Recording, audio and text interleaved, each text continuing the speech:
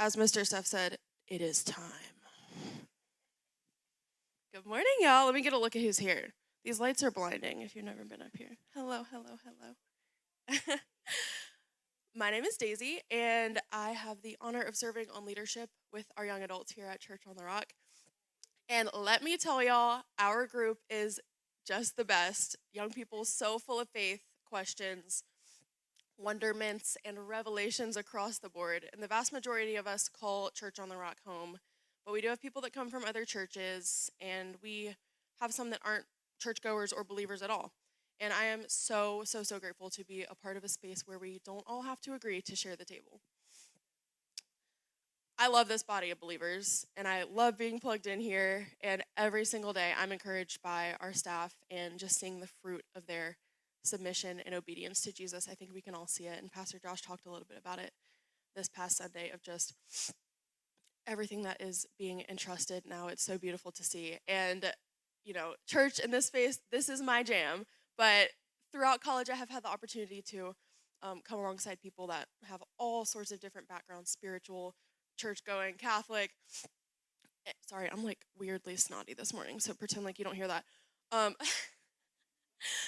but every single background and experience with God you can imagine, I've had the opportunity to walk alongside people from those different backgrounds. And unfortunately, I've heard a lot of stories of people that have experienced real pain from the church and real hurt. And I've been reflecting a lot on what has been encouraging for me to see and what patterns I see in myself and others that I think have turned my peers off from the church, unfortunately.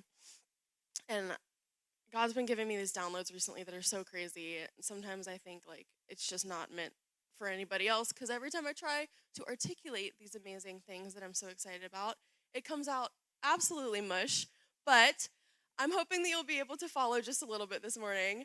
Sometimes I'm not even sure that I'm following, but that's okay.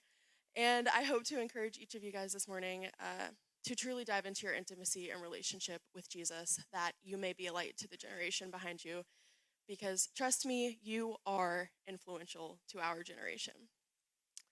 In John 7:37, Jesus says, "Anyone who is thirsty may come to me.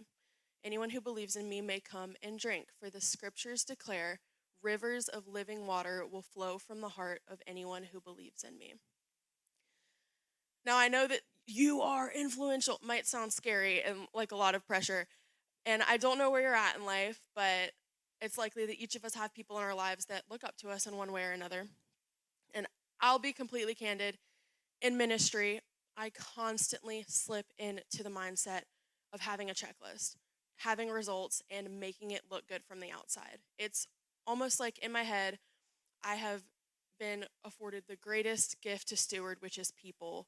And the way that I can steward that well is by making it look great. We have this amount of people coming, this many people are getting baptized, this person's going to think I'm doing a good job, you name it, I have thought that thought. And when pressure is mounting, my brain immediately wants to think, this has to look good. I feel like I've come to realize it's a control thing. I feel like if I'm in control, I can control the outcome to be what I want it to be. And granted, the outcome I desire, and I'll just keep using the young adults group as an example, the outcome I desire is good and holy and all of those things, but trying to get to that destination in my own strength is not. I must constantly remind myself that having everything under my thumb is not the way that I best love this group of people. And I actually think it's situations just like this where well-intentioned people miss the mark for whatever reason, that a lot of times people end up getting hurt, feeling confused or misled. Submitting to Jesus, making space for his voice in my life, and inviting him into the moments big and small, that is how I tee myself up for good leadership. And the best part is his promise is that rivers of living water will flow through me, from him, and to these people that I love so much. That is everything I could ever want and more for our young adults, and surely what you want for the people in your life that you feel like you have influence over. And I'll add this in. When I feel like when I got started in ministry, I needed someone to tell me, it is okay. You do not have to have it together or look good from the outside in order to have an immense positive outcome on the people around you. So as a ministry leader, I'm telling you, it's okay. And as a 21-year-old, I'm asking you to be real.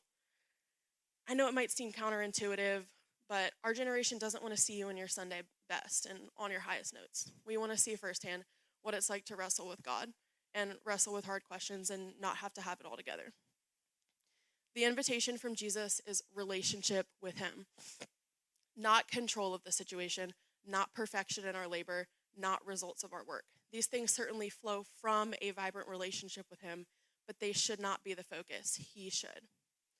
The point I'm trying to make is maybe you're in this room and you desire to be a positive influence on someone in your life. Or maybe you're already in a position of influence, like you lead a Bible study, you lead a group, something like that. Maybe it looks like leading your kids or being influential to a neighbor that is new in their faith. It could be anything in between. My plea to you today is to prioritize your intimacy with Christ, whatever that truly looks like for you, wherever you hear from God. Don't get so caught up in the work and in the serve that you don't leave time for the one-on-one, because I think that can be a breeding ground for the very people we love most to get hurt, and we have to take our influence seriously.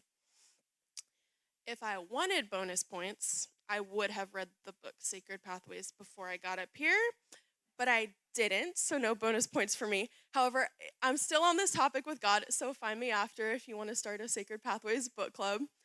This book talks about different ways people connect with God. Some examples: art, music, natures, ritual, tradition, activism, solitude, contemplation, and many, many more. If any of these strike a chord with you, it's worth learning more about.